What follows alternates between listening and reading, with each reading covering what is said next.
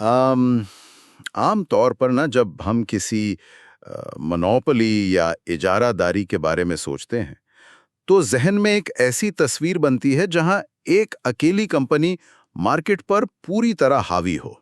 अमीन, जरा तसव्वुर करें कि एक सहरा में सिर्फ एक ही पानी का कुआं हो। हाँ, बिल्कुल।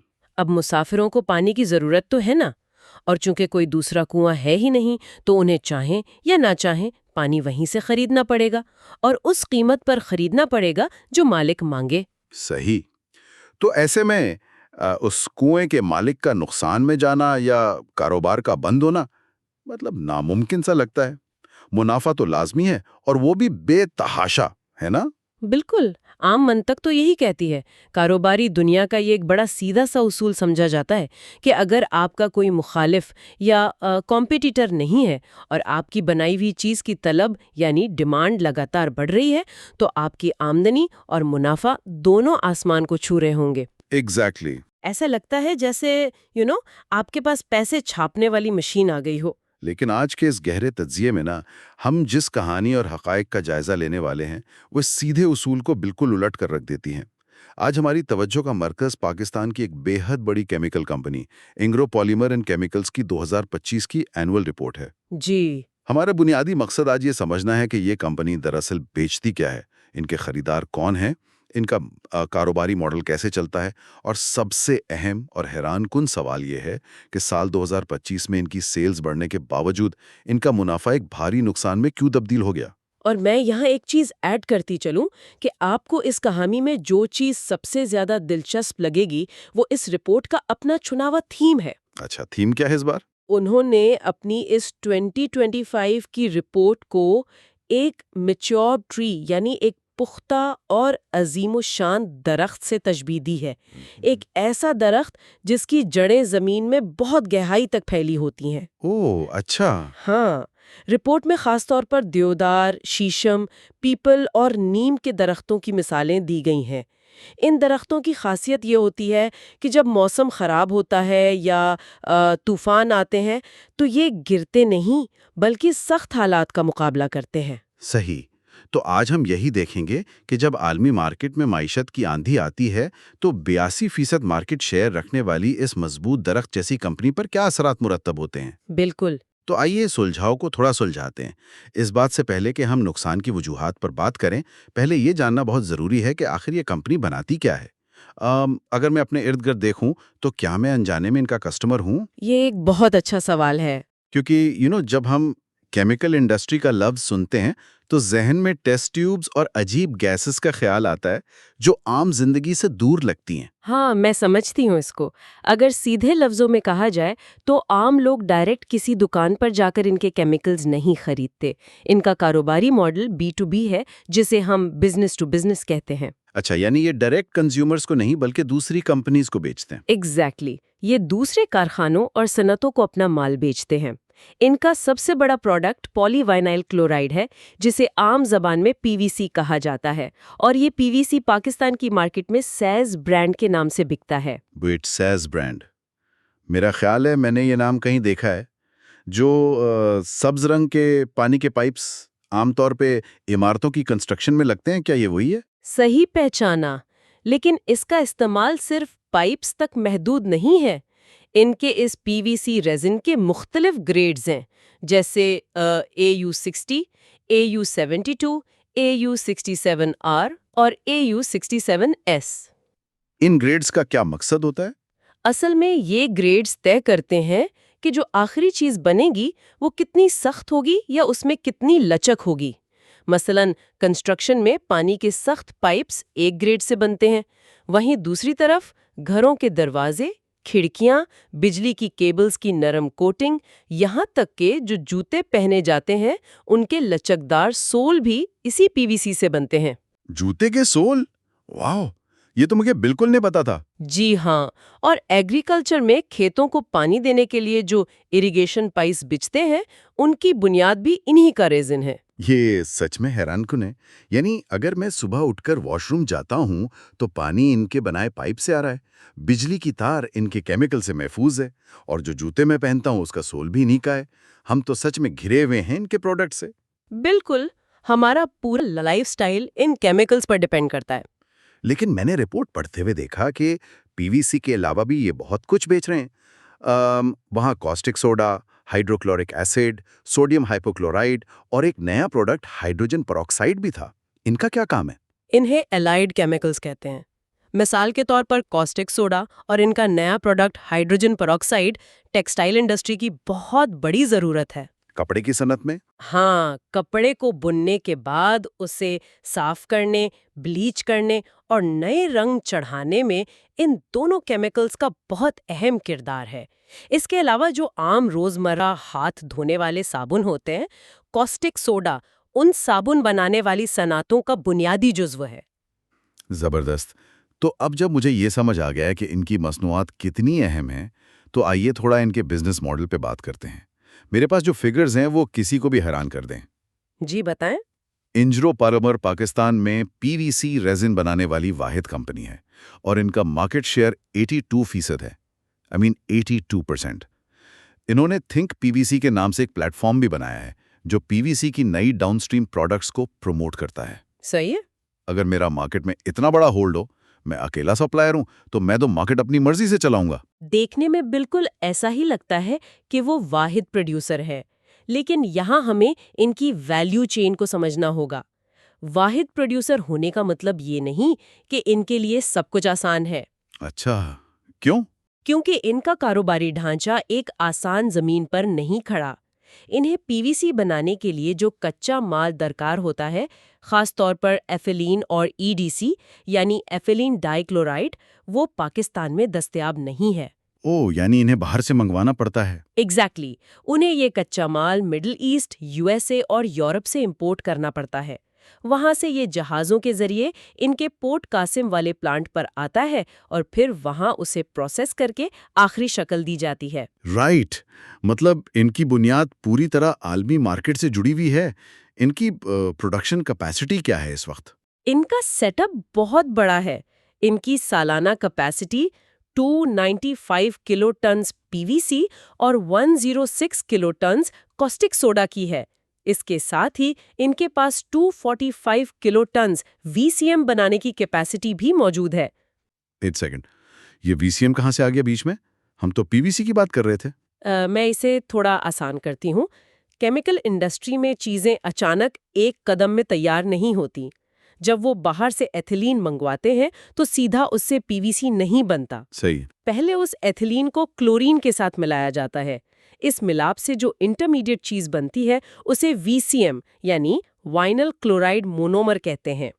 फिर इस वीसीएम को मज़ीद प्रोसेस करके पीवीसी रेजिन बनाया जाता है। सही। अब बात मुकम्मल समझ आ गई। लेकिन एक सवाल है, अगर इनका मार्केट शेयर 82% है, तो बाकी का 18% कहाँ से आता है? कोई लोकल कॉम्पिटिटर है क्या? नहीं, कोई इक्वल कंपेटिटर नहीं है। वो बाकी का 18% दरअसल बाहर से इंपोर्ट किया जाता है। और मजे की बात यह है कि मार्केट उस इंपोर्टेड पीवीसी को इंग्रो के मुखालिफ के तौर पर नहीं देखती। तो फिर किस तौर पर देखती है? वो एक सप्लीमेंट के तौर पर देखा जाता है। यानी जब मुकामी तलब बढ़ जाए और इंग्रो की कैपेसिटी पूरी ना पड़ रही हो, तो वो कमी उस इंपोर्टेड माल से पूरी की जाती है। सही। तो यहाँ तक कहानी ठीक लग रही है। एक जायंट कंपनी है, मोनोपोली है, डिमांड बढ़ रही है, तो उनकी मालियाती रिपोर्ट्स तो बहुत अच्छी होनी चाहिए। लेकिन यहाँ से एक बड़ा ट्विस्ट आता है। जी, और ये ट्विस्ट काफी हैरानकुन है। मैंने 2025 के नंबर्स देखे तो उनकी आमदनी यानी रेवेन्यू 78,017 मिलियन रुपीस रहा, जो पिछले साल यानी 2024 के 75,708 मिलियन से 3% ज्यादा है। इसका मतलब है उन्होंने माल ज्यादा बेचा, लेकिन 2024 में इनका नेट लॉस सिर्फ 161 मिलियन पीकेआर था, जो 2025 में अचानक बढ़कर 3,898 मिलियन पीकेआर हो गया। जी, तकरीबन 3.9 बिलियन का नुकसान। हाँ, और इनका लॉस पर शेयर 0.40 से गिरकर 4.29 पीकेआर पर आ गया। एक आम दिमाग तो यही सोचेगा ना कि अगर सेल्स का वॉल्यूम बढ़ रहा है, आमदनी बढ़ रही है, तो नुकसान इतना ज्यादा क्यों हो रहा है? क्या ये इनकी मिसमैनेजमेंट है? नहीं, ये मिसमैनेजमेंट नहीं है। इस सिचुएशन को बिजनेस में वॉल्यूम और वैल्यू के दरमियान डिस्कनेक्ट कहते हैं। डिस्कनेक्ट? वो कैसे? देखें, मुकामी मार्केट में पीवीसी और कॉस्टिक दोनों का वॉल्यूम जरूर बढ़ा, उन्होंने ज्यादा माल बेचा, लेकिन उनके कॉस्ट ऑफ प्रोडक्शन यानी उस माल को बनाने की लागत इस हद तक बढ़ गई कि उनके ग्रॉस प्रॉफिट में सीधा 1765 मिलियन पीकेआर की कमी वाक़ई हुई। ओह वाओ, इतनी बड़ी कमी? और अगर इनका ईबीटीदा देखें तो वो 7,125 मिलियन से गिरकर 6,158 मिलियन पीकेआर रह गया। रुकिए, थोड़ा आम लोगों के लिए आसान करते हैं।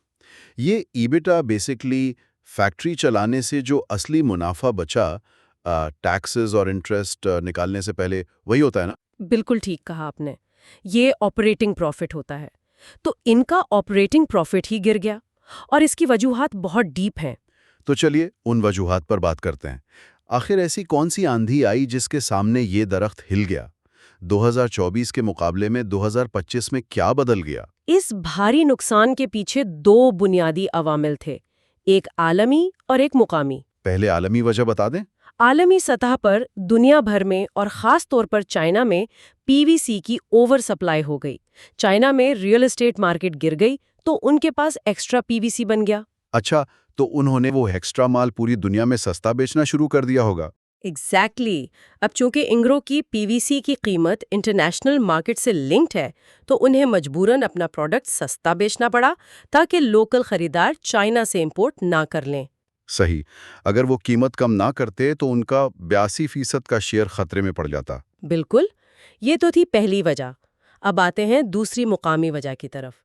एक तरफ आलमी कीमतें गिर रही थीं तो दूसरी तरफ पाकिस्तान में एनर्जी और गैस के टैरिफ्स आसमान पर चले गए। यानी उनका कच्चा माल पकाने की लागत बढ़ गई। जी, कच्चा माल इंपोर्ट करना वैसे ही महंगा था और फिर उसे फैक्ट्री में प्रोसेस करने के लिए गैस और बिजली की कीमतें बहुत बढ़ गईं।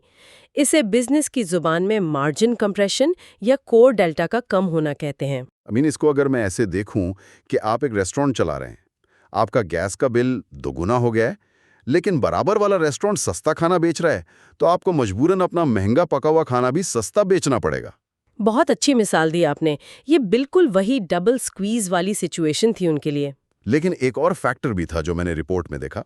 इनका कैपिटल स्ट्रक्चर पूरी तरह बदल गया था 2025 में। जी बिल्कुल। 2024 में इनका डेट टू इक्विटी यानी कर्जे और अपने सरमाए का तनासुक 52.48 था, जो 2025 में 70.30 हो गया।